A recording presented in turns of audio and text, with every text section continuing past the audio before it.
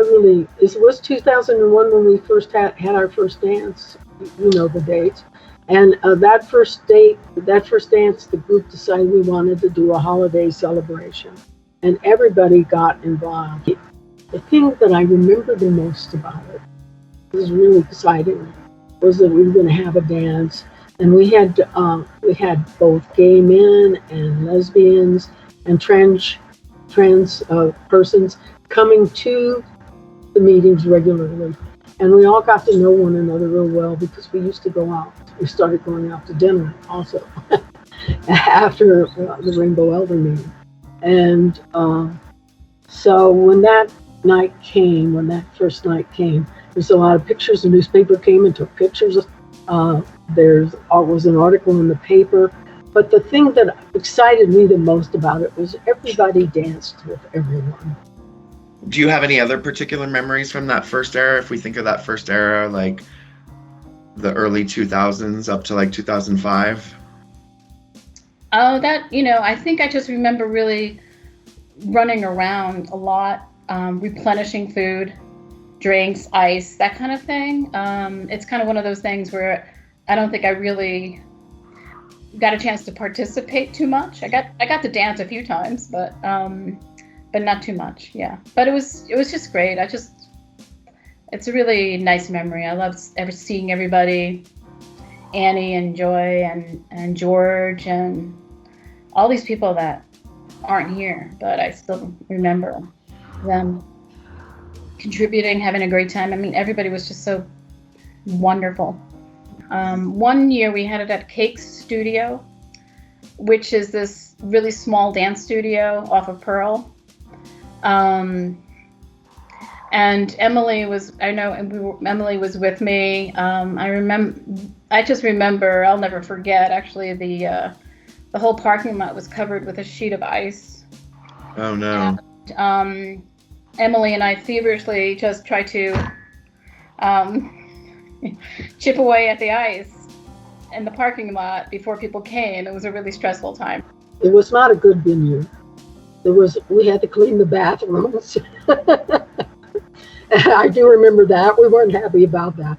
And there was a snowstorm and nobody was there to do the shoveling of the snow. So Teresa and I and her partner Ann are out there throwing icy melt down and chipping ice and trying to make it safe for all the older people who were going to come, and some of whom, were walking with canes or whatever in those days. There were these two women who drove from Nebraska to attend this event. Really? And it blew me away. Wow. Because there was nothing really for people to get together with people and dance and hold hands without it being, just to feel welcome and safe. So it was bigger than I realized, I certainly know that we didn't get a lot of staff help at these things. I think that kind of grew over the years. I think before it was kind of a little bit on the fringe of what AAA was doing. I have heard, and I just want to confirm from you that you have been a part of the gala from the very beginning. Is that true? Have you missed any of them? I've missed a few of them. Okay. I haven't kept really good track, but I've missed a few, but I've been at most of them. Do you remember how folks experienced that first one, or even just the first few ones, in terms of what was it like for people? What was the spirit, the energy? I think there was a mix, really. I think people were grateful to be there and to, have food and to have some connection. And it was nice to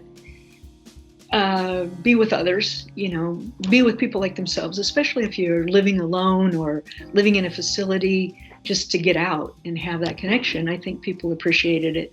I also think that there was some awkwardness, a little bit of shyness for a lot of people, that they didn't know everyone. And, some people just I don't know if you want to put this in your story, but I think a lot of people came for the food because they got this great free meal, holiday meal, or they came for the door prizes, and then they got to experience, oh yeah, there's other people like me here. When other folks were describing some of those first ones, it felt like in that time period, in the early aughts, right around 2000, the millennial change, that it wasn't as safe of an environment for folks. And so this event could be maybe the only time per year that folks felt safe. Right. Being themselves. Yeah. And I think especially when you're catering to an elder audience, these are a lot of folks who never were out. They grew up never feeling safe being out in their lives. So it's a big deal. Yeah. Big deal to be in some place where they finally feel safe to be themselves. Yeah. That first night, we ended the first night with YMCA, and everybody was out there dancing. And we've done that every year since. It's never not been a part of the Lavender Gala.